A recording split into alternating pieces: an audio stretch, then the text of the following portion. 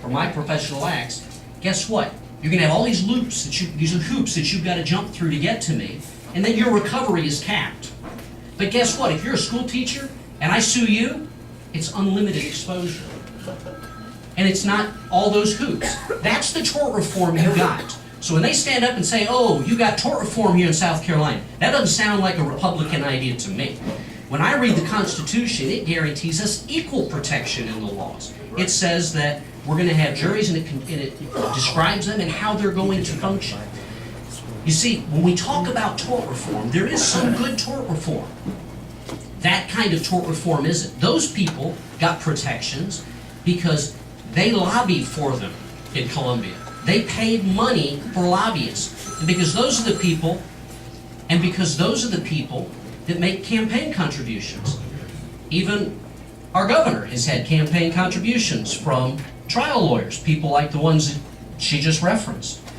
That isn't Republican, friend. The idea that Republicans had is that everybody's equal under the law and everybody deserves equal protections. That's my America, and that's my Republican Party.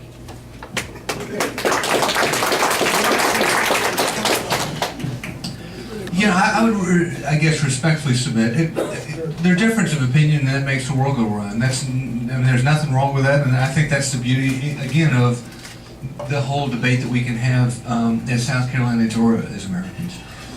What I would respectfully submit that at times politics is the art of the possible. And so the reason that we signed that bill was you had a bunch of doctors saying, look, we are practicing way too much defensive medicine. It's costing all of us more. And if we don't get something like this, we're going to have a real problem.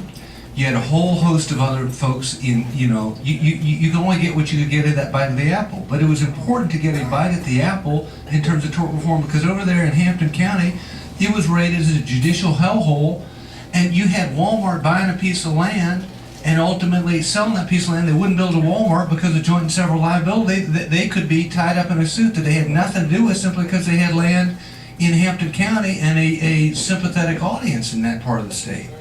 And so I think that it was a good bill, and I think that that's why the realtors support it, the home builders support it, the National Federation of Independent Businesses support it, the South Carolina Chamber support it, the South Carolina Medical Society.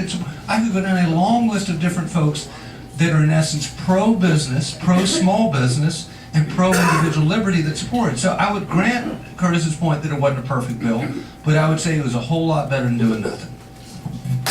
Okay, thank you very much.